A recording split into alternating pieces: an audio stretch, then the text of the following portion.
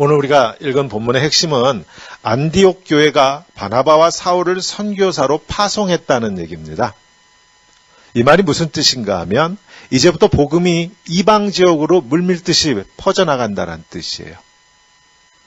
이제부터 예수가 하나님의 아들입니다 라고 하는 이 복된 소식이 하나님께서 그 예수를, 하나님의 아들을 죽은 가운데 3일 만에 다시 살리셨다라고 하는 그 복음이, 예수를 살리신 하나님께서 그를 믿는 자들도 다시 살리신다, 새로운 생명을 주신다라고 하는 이 복음이 이제 이방 땅을 향하여 물밀듯이 들어가요.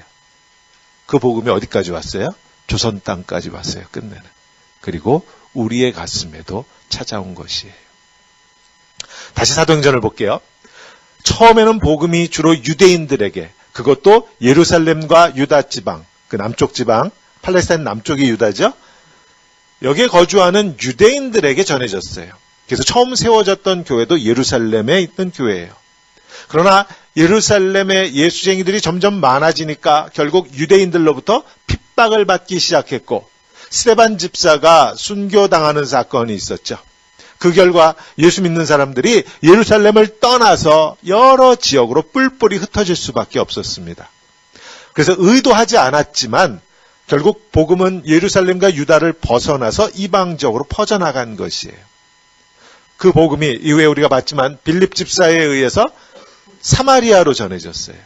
사마리아는 팔레스타인 땅 북쪽이에요. 비록 유대인들은 사마리아 사람들을 이방인보다도 더 멀리하고 짐승 취급했지만, 그러나 우리 눈으로 보면 사마리아 사람들도 여전히 유대인으로 보일 뿐이에요. 즉 복음은 여전히 유대인들을 중심으로 전해졌고 팔레스타인 땅 안에서 복음이 전해졌던 것입니다. 그리고 나서 빌립이라고 하는 이 집사님이 에디오피아 관리한테 복음을 전하는 사건이 있었죠. 이방인이에요. 그 후에는 베드로에 의해서 고넬료라고 하는 로마 군인의 가정에도 복음이 전해지는 것을 우리가 보았습니다. 이례적인 사건들이었어요. 이방인들에게 복음이 슬쩍 스쳐 지나가듯이.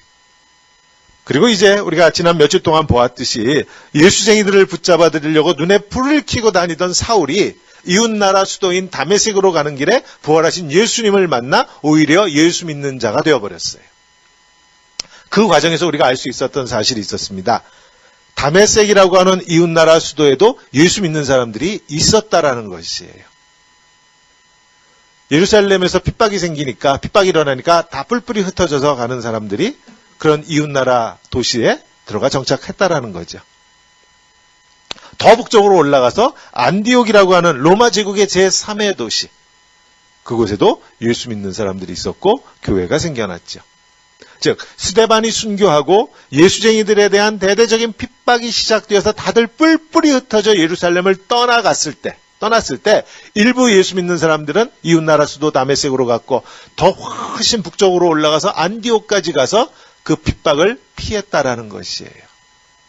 그러니까 조금 전에 우리가 보았던 그 지도에서 보았던 그 지역, 가나안 땅을 중심으로 해서 남쪽으로는 애굽과 아프리카 지역, 이쪽 지역이요. 아프리카 쪽, 지중해 남쪽. 그리고 터키, 그리스, 로마 하는 이 지중해 북쪽. 대부분의 유대인들이었지만 그래도 예수를 믿는 사람들이 저 지역 각 구석으로 들어가 있었다라는 것입니다.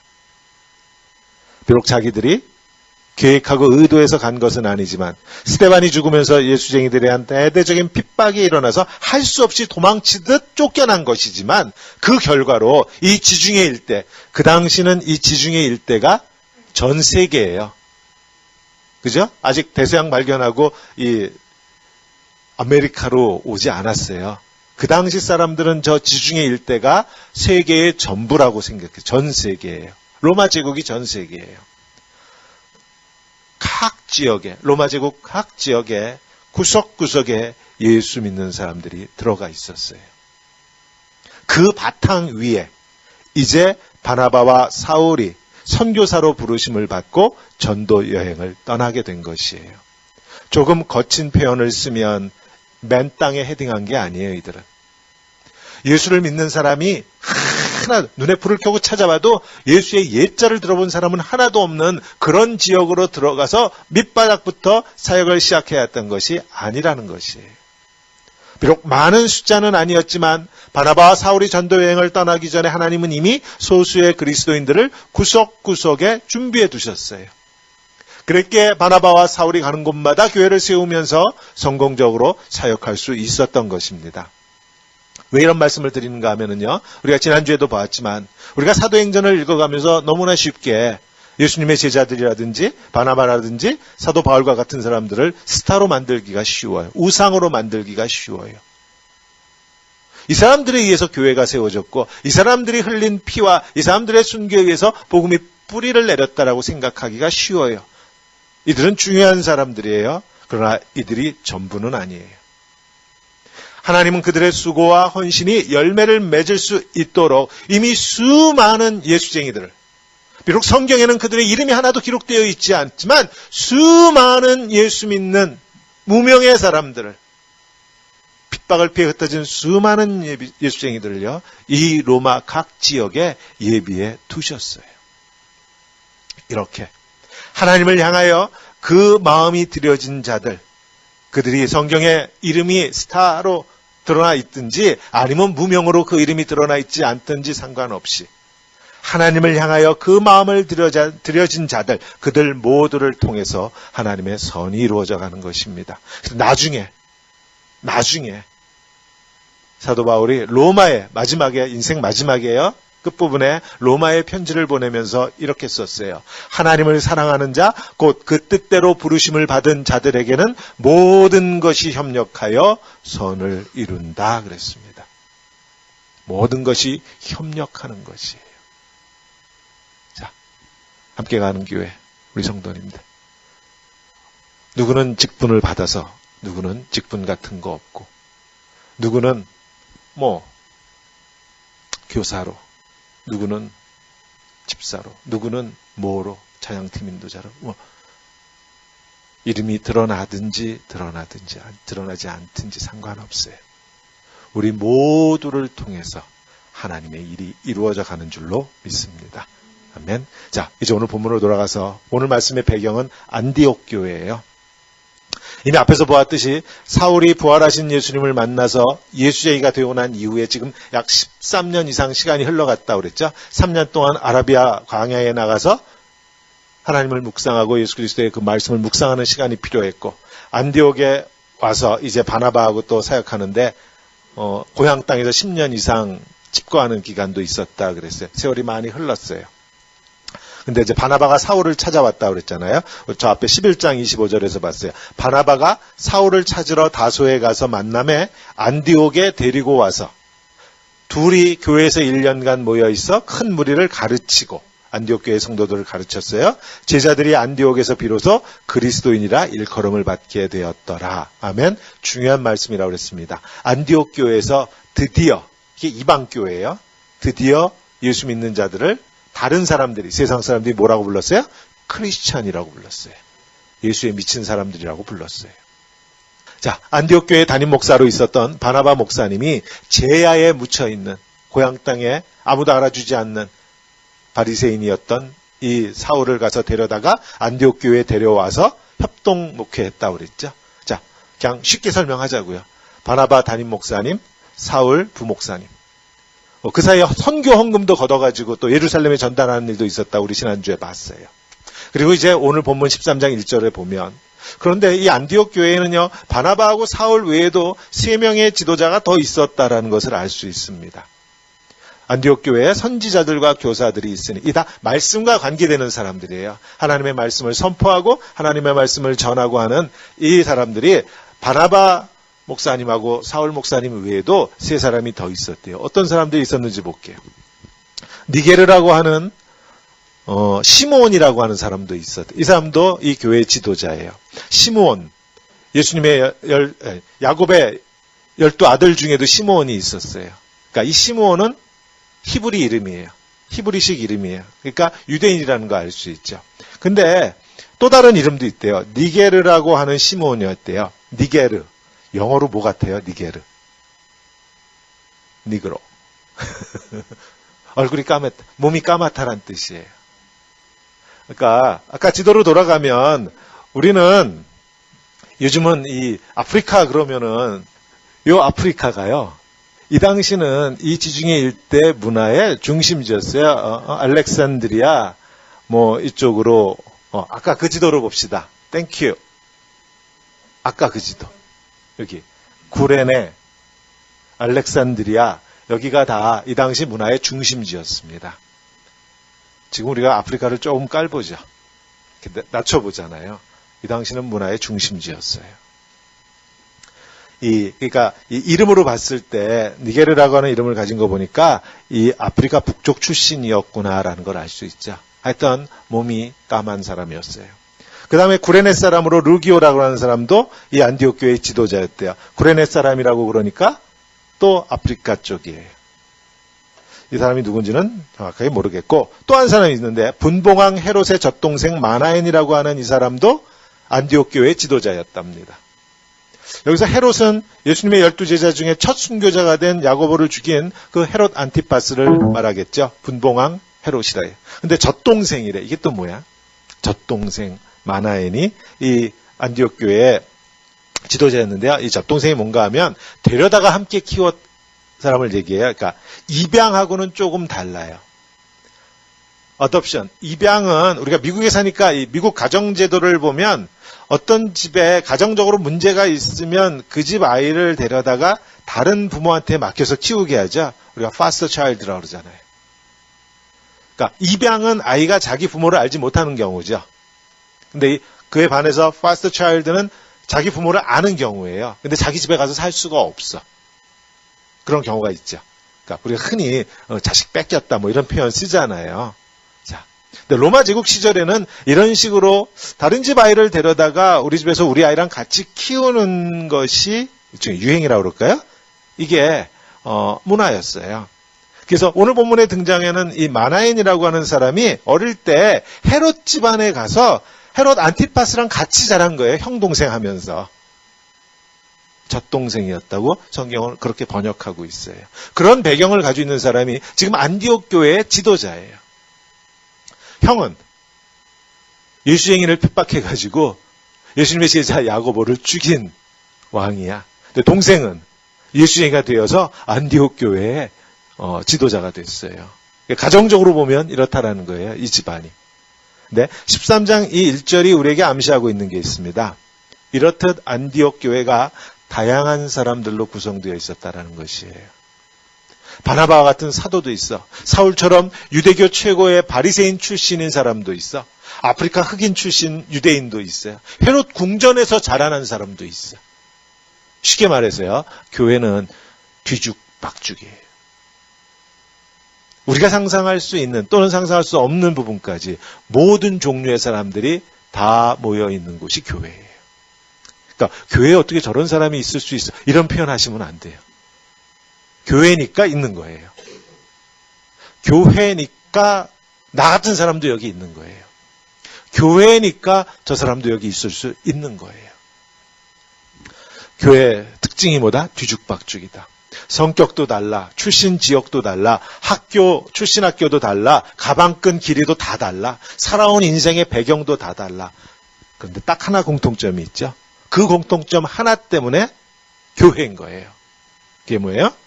저 십자가에 죽은 예수가 하나님의 아들이라는 것을 믿는 사람들입니다. 출신에 관계없이. 하나님께 불순종해서 내가 영원히 하나님과 분리될 수밖에 없는 죄인이었는데 그 죄값으로 내가 저 십자가를 감당할 수밖에 없었는데 하나님의 아들 예수가 나 대신 저 십자가를 감당하심으로 내 죄값을 치르셨고 그 예수를 하나님이 3일 만에 다시 살리셨다고 하는 그 예수를 믿는 자마다 하나님의 자녀가 되는 권세를 주신다고 하는 예수가 하나님의 아들을 믿는 자들도 예수가 부활한 것처럼 새로운 생명이 부어진 것처럼 하나님께서 예수를 믿는 자들에게도 새로운 생명을 주신다고 하는 영원히 살게 하신다고 하는 그것을 믿는 믿음 오직 그거 하나로 교회가 되는 것이 다른 건 없어요. 비록 뒤죽박죽으로 우리가 다 달라 보여도요. 그 믿음 하나로 우리가 교회를 이룹니다. 함께 가는 교회는 예수를 믿는 믿음 외에는 다른 건 공통된 게 하나도 없어요. 그런데 재밌는 건 그 믿음이 우리를 사랑하게 만들어요. 생각해 보세요. 세상적으로 보면 내가 옆에 있는 이 사람을 사랑해야 할 이유가 없어요. 또 볼 이유도 없어요. 나한테 무슨 떡고물이 떨어지면 몰라도 내가 이 사람을 사랑할 이유가 없죠. 그런데 나를 위해서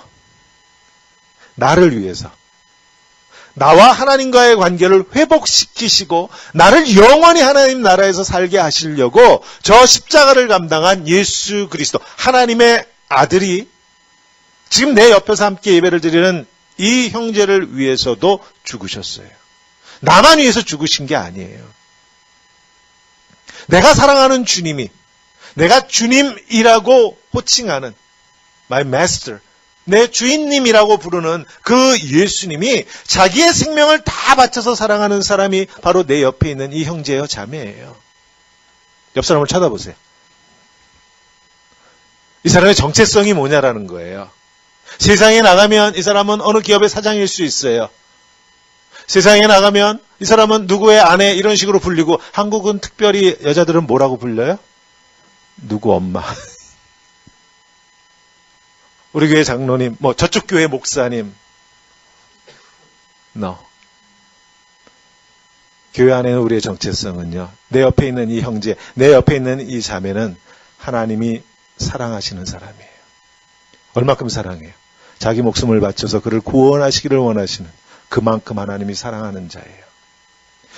하나님께서, 내 주께서 내 옆에 있는 이 사람을 그토록 사랑하시는데 my master, 내 주님이 이 사람을 그렇게 사랑하시는데 그러니까 나도 사랑할 수밖에 없는 거예요.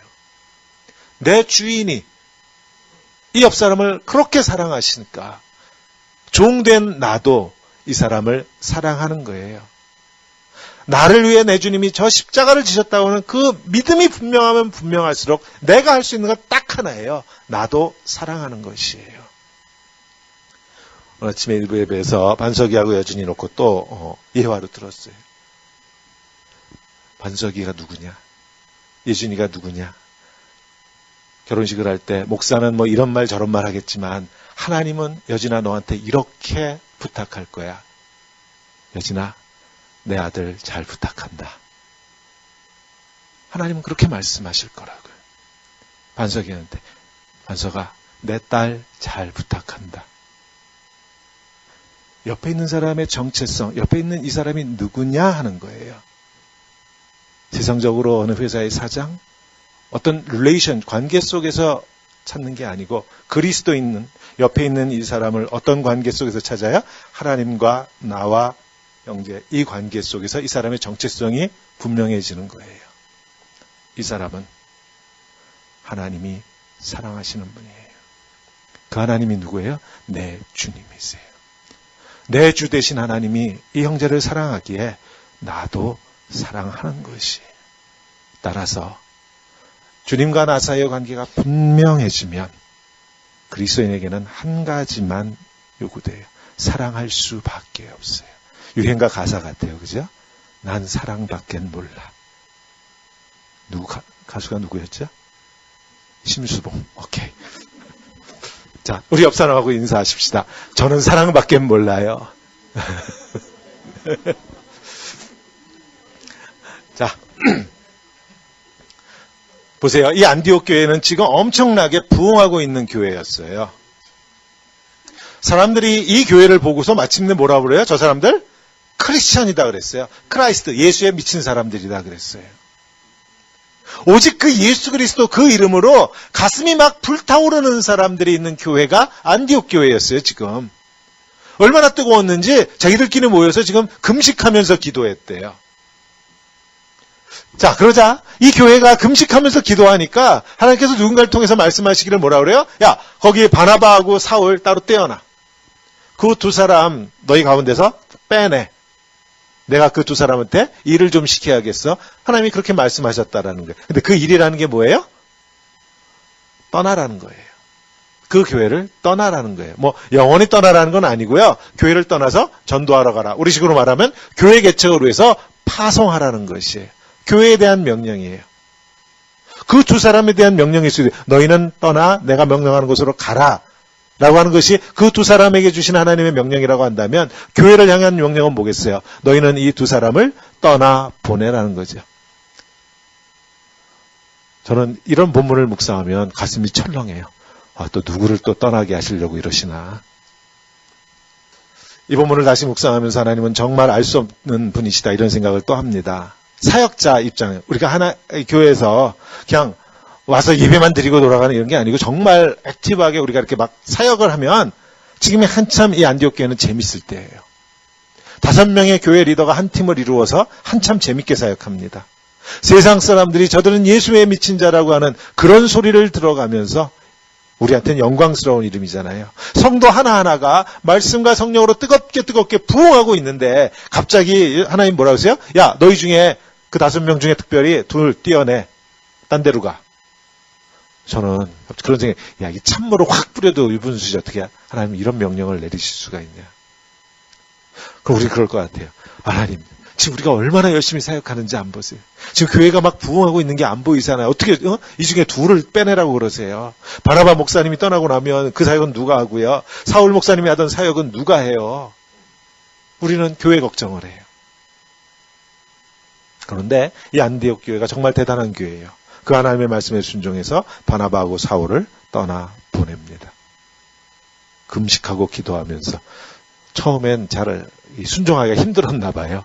계속해서 기도하더니 마침내 떠나 보내요. 대단한 거예요. 우리가 여기서 눈여겨봐야 할 것이 하나 있습니다. 이 안디옥 교회가 우리가 이해하기 쉬운 말로 하면은요, 기독교 역사상 최초로 선교사를 파송한 교회예요. 이 안디옥 교회의 본을 받아서 오늘날 교회도 복음을 전하고 교회를 개척하기 위해서 선교사들을 파송하고 있어요. 계속해서. 안디옥 교회가 처음이었어요. 그런데 잘 보세요. 이 최초의 선교사 파송이 누가 주체였는지, 누가 이 선교사 파송 프로그램을 이루었는지 잘 읽으셔야 돼요. 예루살렘에 있는 12명의 사도 중에 한 사람인 베드로를 모셔다가 베드로 목사가 와가지고 자, 지금부터 우리 선교사를 파송하십시다. 스텝 1 우리가 다 같이 모여서 금식 기도합시다. 스텝 2 이거 합시다. 스텝 3 저거 합시다. 이런 식으로 하지 않았다라는 거예요. 안디옥 교회 담임 목사로 있는 바나바 목사님이 주도가 되어가지고 야, 내가 기도하다 보니까 하나님이 우리 교회에서 어디 교회 개척하라고 한다. 우리 이거 하자. 이런 식으로 목사가 주도해서 선교사 파송이 이루어진 것도 아니라는 것이에요. 이 사도행전의 저자인 누가는 아주 자세하게 이렇게 기록해 13장 2절에 주를 섬겨 금식할 때 교회가 금식하고 있을 때 성령이 이르시되 내가 불러시키는 일을 위하여 파송돼서 선교사로 나가는 거죠. 이 일을 위하여 바나바와 사울을 따로 세우라 이런 음성이 들렸어요. 저는 그런 생각을 해왔습니다. 저희 교회가 4월 둘째 주일이면 12주년이에요. 13년째 제가 사역을 하는데 돌이켜보면 정말 황소걸음이었습니다. 저는 교회를 개척하고 2, 3년이면 몇천 명 모이는 줄 알았어요. 13년 전엔 제가 그렇게 생각했었어요. 그동안 저희 교회가 안수집사 2분을 세웠고 아직까지 저희 교회에서 세운 장로님은 없어요. 재직회가 그동안도 있었지만 별로 그렇게 활동적이진 못했는데 이제 금년 들어 우리 재직들이 정말 자발적으로 열심히 왕성하게 활동하기 시작합니다. 성가대도 처음 만들어졌고요. 이런 것들 사실 목사인 제가 지시하거나 시키거나 이래서 된 건 하나도 없습니다. 앞으로도 제 목회 스타일상 그런 일은 없을 것 같아요. 이 말씀을 묵상하면서 하나님 앞에 그런 기도를 해봅니다. 우리가 마음이 하나 되어서 함께 기도하는 가운데 우리 가운데 누군가가 하나님이 주시는 그 마음을 가지고 선교사로 파송할 수 있는 그날도 이제 곧 오지 않을까. 전임 선교사 아니어도 괜찮아요. 단기 선교도 선교사예요. 우리 교회도 이 날이 곧 올 것 같다. 그런 생각을 좀 해봐요. 미국 아내가 되었던 해외가 되었던 누군가 선교지 어딘가에 마음을 빼앗긴 그 성도님들 누군가에 의해서 함께 가는 교회가 선교사를 파송할 수 있기를 하나님께서 그런 은혜를 우리에게 베풀어 주시기를 간절히 소원해 봅니다. 이런 거 정말 싫거든요. 저는 목사가 뭔가를 주도해서 프로그램을 만든다든지 아니면 교회에서 여기 선교지 한번 가시라고 그러니까 마치 못해서 떠밀려서 가는 식으로 그런 거 말고요. 하나님께서 내게 주신 그 마음으로 그 마음에 우리 주 예수 그리스도의 눈물을 담고 교회가 그들을 파송하는 그날이 곧 오게 될 줄로 믿습니다. 아멘. 자, 이렇게 해서 떠난 선교팀이 누구누구예요? 바나바하고 사울하고 마가라고 한 요한, 이 세 사람이 떠났어요. 그들이 처음 도착한 곳이 배를 타고 갔어요. 그래서 구브로라고 하는 섬으로 갔답니다. 자, 다시 지도를 보면 이거 안디옥이고요. 안디옥에서 배를 타고 키프로스라고 됐죠. 구브로, 성경은 구브로라고 번역하고 있어요.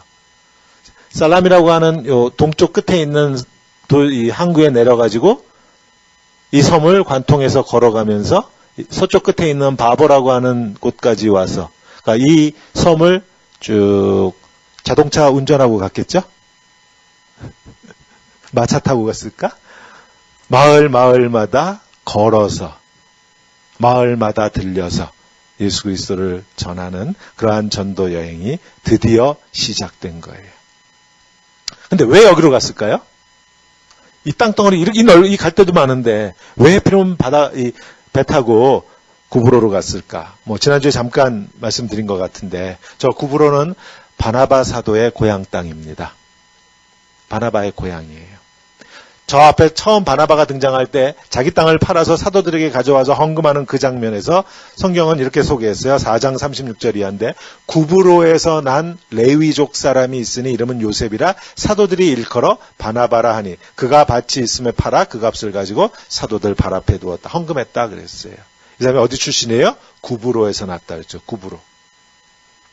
전도여행을 떠나자마자 그럼 왜 구브로로 갔을까? 아마도 바나바 이 목사님은요, 안디옥에서 목회하는 동안 끊임없이 자기 고향 땅 구브로를 위해서 기도했을 것이에요.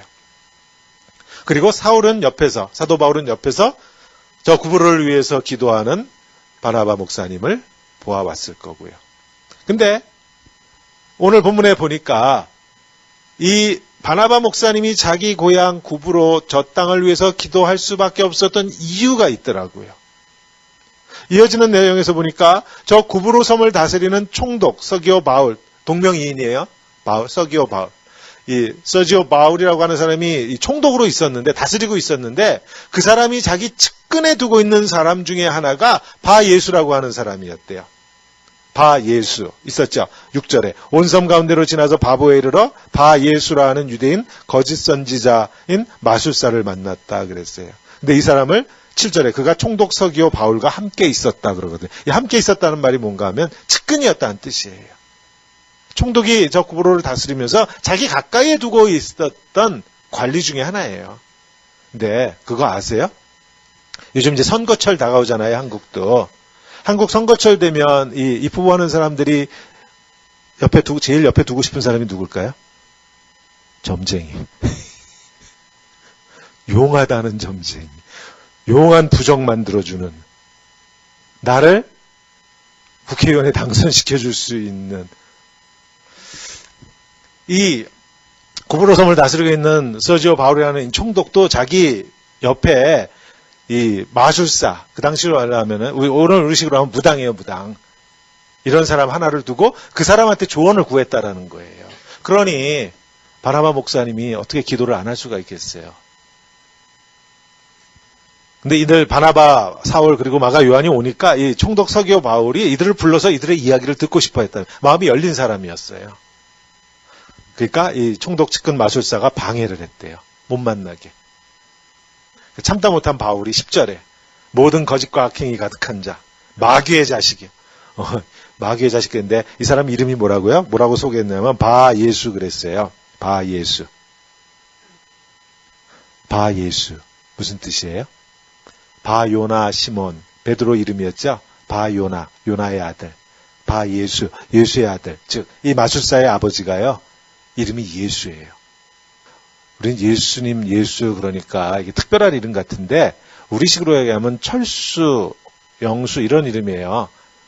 히브리 문화에서 가장 흔한 이름이에요. 가장 흔한 이름. 그러니까 예수님은 이름조차도 특별한 게 아니었어요. 그냥 죄송합니다. 개똥이, 새똥이 이런 이름으로 불리셨던 거예요. 가장 흔한 이름이에요. 오늘 본문에 나오는 이 거짓 선지자, 마술사, 바예수. 실제 이름은 예수의 아들이야. 근데 사도 바울이 지금 뭐라고 했어요? 마귀의 자식아 그랬어요.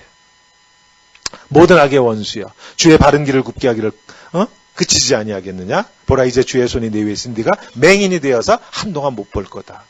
실제로 앞을 못 보는 일이 일어났는데 마치 처음 예수 믿고 사울이 그랬던 것처럼 이 사람도 앞을 못 보는 일이 예수라는 이름을 듣자마자 일어났어요.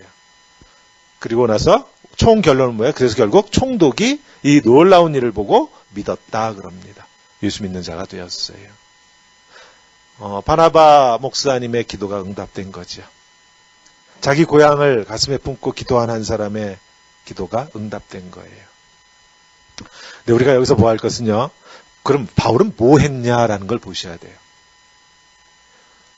우리가 이 본문을 그냥 슬쩍 읽고 넘어가면 이렇게 오해하기 쉬워요. 아, 바울이 그 구브로 땅을 다스리는 총독을 예수 믿게 했어요. 맞나요? 틀리나요? 틀려요. 예수 믿게 한 거 아니에요. 바울이 한 일은 예수의 이름으로 그저 선포했을 뿐이에요. 무슨 뜻인가 하면 바울은 그저 예수의 이름을 전했을 뿐이에요. 그 결과로 이 마술사 바예수라는 사람이 회개하고 예수를 믿게 됐는지는 알 수 없어요. 혹시 저 마술사가 끝내 예수님을 거부하고 믿지 않았다면 그건 바울의 책임이 아닙니다. 하나님은 우리한테 성경은 우리에게 단 한 번도 누구한테 가서 예수를 믿게 하라고 하지 않았어요. 가서 뭐하라? 예수를 전하라 그랬어요. 전하라. 그러니까 이런 말은 어불성설이에요. 어불성설. 또 우리 청년들 무슨 말인지 아나. 어불성설. 말도 안 돼. 이런 말은 우리가 할 수 있는 말이 아니야. 목사님, 요즘은 전도가 안 돼요. 이건 예수님은 하실 수 있는 말인데 우리는 할 수 있는 말이 아니에요. 예수를 믿게 하는 건 하나님의 일이지 우리에게 맡겨진 일이 아니에요. 누군가를 믿게 하는 게 요즘은 안 된다, 힘들다. 기독교 역사상 어느 한순간도 우리가 누군가를 믿게 해본 그런 일은 없었어요. 누군가가 예수를 믿는다면 그건 항상 하나님의 주권이, 하나님이 하시는 일이에요. 즉, 누군가가 예수를 믿고 안 믿고는요, 내가 책임지고 우리가 책임질 일이 아닙니다. 나는 그저 뭐만 하면 된다. 전하기만 하면 된다. 그러니까 이제는 그런 말 하시면 안 돼요. 요즘은 전도가 안 된다. 이런 말 하시면 안 돼요. 가서 우리가 할 말은 딱 하나예요. 예수 믿으세요. 저 십자가에 죽은 예수가 나에게 주님이십니다. 나는 저분을 따르는 자입니다. 내가 저 예수를 따르듯이 선생님도 형제님도 저와 같이 예수를 따르십시다. 이 말만 하라는 거예요. 교회에 데려오려고 너무 애쓰지도 마세요. 그 마음에 교회를 가고 싶고 그 마음에 예수를 믿고 싶고 이걸 불어넣는 건 하나님이 하실 일이에요. 자, 하나만 더 눈여겨봐야 할 것은요. 바울의 마음속에 분노가 있었다라는 것이에요. 9절에 바울이라고 하는 사울이 성령이 충만해서 그를 주목해서 봤다 그러는데 바울이 주목한 것이 무엇일까? 하나님의 일을 방해하는 사단이었죠. 이 영혼이요. 이 마술사가 사단에게 묶여 있어요. 그리고는 손해보지 않겠다고 이런 행동을 하고 있는 거야. 이 선교팀을 못 만나게 하려고. 자기가 지금 이름이 바예수인데 유대인인데 자기가 지금 하나님의 일을 거스르고 있다는 것을 전혀 알지 못해요. 왜? 뭐 하고 있기 때문에? 자기 이익을 보려고 손해볼 수 없으니까. 그 사단을 향해서 사도 바울이 분노합니다. 저 마술사 개인을 향한 분노가 아니에요. 오늘 성경 말씀을 보시면서 사도 바울이 이 사람을 정죄했다고 생각하시면 큰일 나요. 정죄하지 않았어요. 예수 그리스도의 마음을 품고 하나님께서 입안에 마음에 주신 그 말씀을 선포한 것뿐이에요. 예수님도 성전에 올라가셨을 때 성전에서 장사하는 사람들을 보시고 분노하셨죠. 사단의 역사에 대해서 분노한 것이지 그 사단에 묶여 있어서 자기 이익을 찾겠다고 발버둥거리는 그 마술사의 영혼에 대해서는요, 불쌍히 여기는 것이에요. 정죄하는 거 아니에요.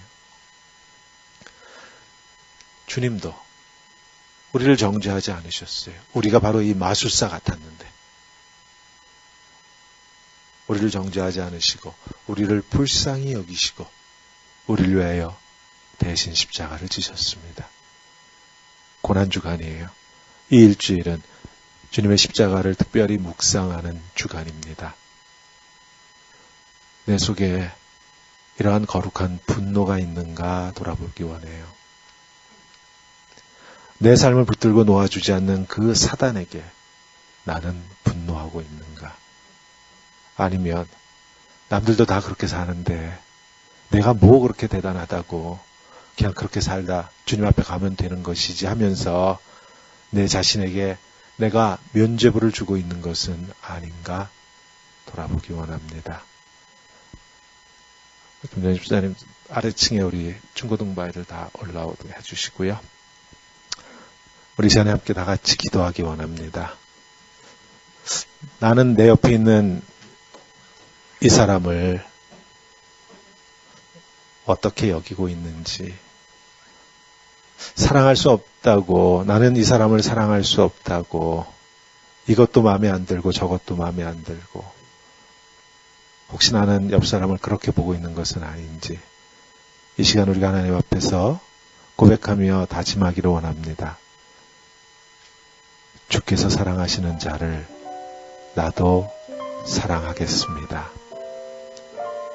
주께서 사랑하시는 자에게 나도 나를 주겠습니다. 또 한 가지, 혹시 나는 사단의 역사에 대해서 너무나 관대한 것은 아닌지, 세상 다 그런 거 아니냐고, 신앙 다 그런 거 아니냐고 내 자신에게 면죄부를 주는 것은 아닌지,